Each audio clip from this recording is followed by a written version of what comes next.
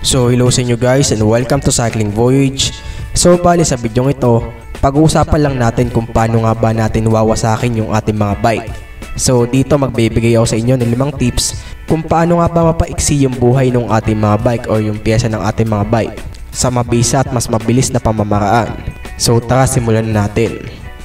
So pang number 1 sa listahan natin ngayon, huwag nyong i-maintenance yung inyong mga bike. So bali hayaan nyo lang siya. Halimbawa, huwag nyong hahayaang linisin, huwag nyong gagrasahan yung mga dapat grasahan, huwag nyo ring lubricate. So basically, pabayaan, gamitin mo na lang ng gamitin yan. Wala ka nang dapat gawin. So doon mabisa pa rin yun na pampaiksi na buhay ng isang bike. Kasi pag lagi nating mini-maintain yan, lagi nating nililinis, ginagrasahan yung mga bearings or nilolubricate yung mga kadena, tumatagal pa kasi yung buhay niyan eh. Mas lalo lang siyang tumatagal.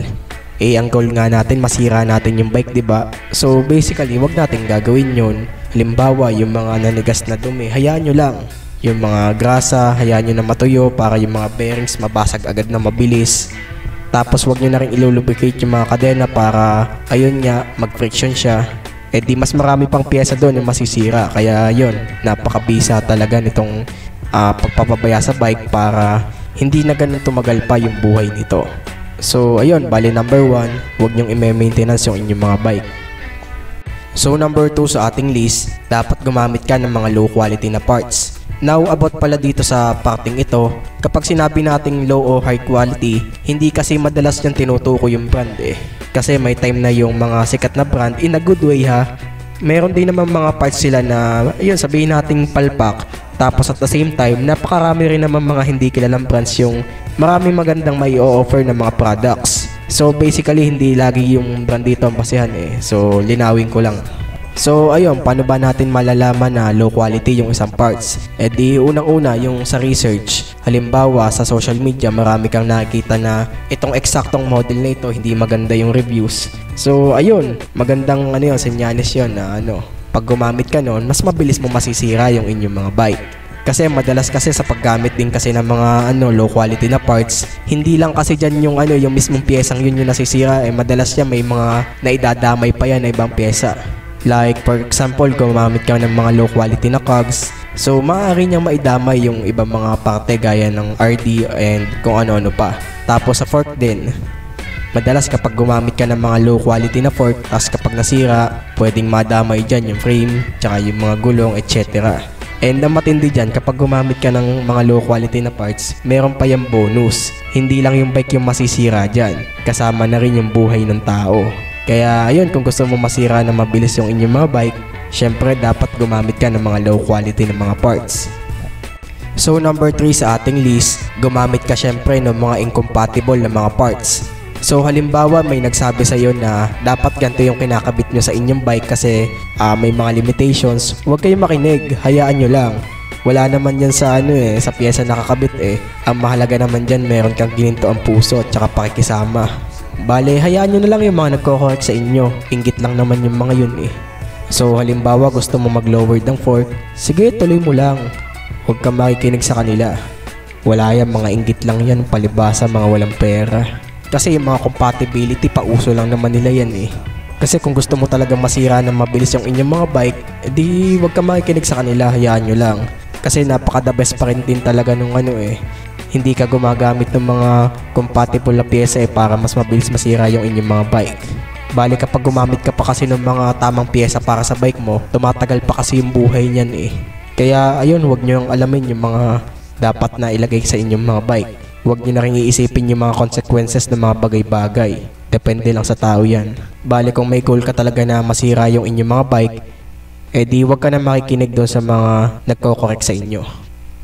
So number 4, yung pagbabad sa tubig ulan ng bike. So kagandahan kasi sa tubig ulan, madali rin kasi itong makasira ng pyesa ng bike eh. Although karamihan sa mga pyesa ng bike ngayon is gawa na rin naman sa mga aluminum alloy, meron pa rin kasi mga parte ng bike na gawa pa rin sa bakal, gaya ng mga tornilyo, yung mga loob-loob ng mga shifters and yung iba pa mga maliliit na pyesa. And kapag nabasa yan ng ulan, ayun dyan na mag-i-start yung problema eh, which is magandang senyales kung gusto mo masira yung inyong mga bike. Lalo na yung mga tornilyo, minsan kapag yan ikinalawang, didikit na yan, mahirap nang tanggalin. Tas yung mga shifters, mga ngalawang yung loob, hanggang sa hindi mo na mapindot. And yung frame mo syempre, yun, magmumukhang luma. Kahit bagong-bago pa lang yan. Tas yung mga bearings, ayan. Sarap kaya tignan sa mata ng kalawang.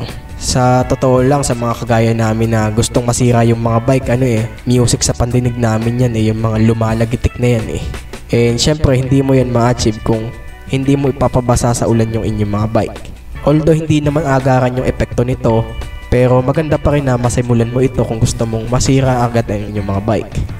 Okay guys, magkaiba rin nga pala yung pagbababad at saka yung patak-patak lang. Kasi kung patak-patak lang naman ang ulan, hindi naman agad kakalawangin yan. Or hindi naman yan nakakapaminsala masyado. Bale, kung gusto nyo talaga mawasak, ibabad nyo na matagal. Mga 1 linggo hanggang 1 buwan. Ayun, meron na yung changes. Lalo na sa mga kadena. So number 5 at panghuli sa listahan natin ngayon, yung paggamit ng mga improper tools.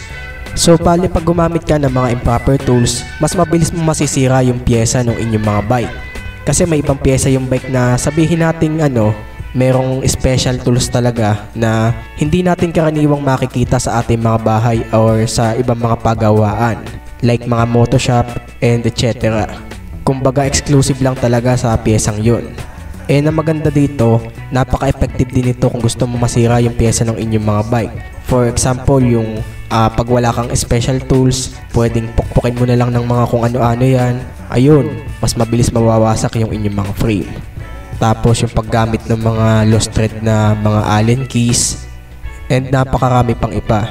So dito sa Pilipinas, common na common yan Kasi wala daw pera ang Pilipino Pero may pambili ng bike. Tsaka ang kagandahan ngayon, pati yung ibang mga bike shop hindi na rin gumagamit ng mga proper tools Kaya ayun, sa panahon natin ngayon, mas mabilis na nating masisira yung ating mga bike. Lalo na yung pagpupukpok sa mga critical na parte ng frame, gaya ng mga headset, bottom bracket shell. Ayun, napakasarap sa tenga pakinggan. Tsaka ang sarap din sa mata panoorin. Lalo na pag nagpupukpok sila. Kasi mga proper tools yan, pamparte lang yan Hihirap na nga Pilipino proper tools pa. So, bale, ayun. Alam kong gusto nyo naman ito. Basic lang naman ito So, last, kung gusto nyo masira yung inyong mga bike, gumamit kayo ng improper tools.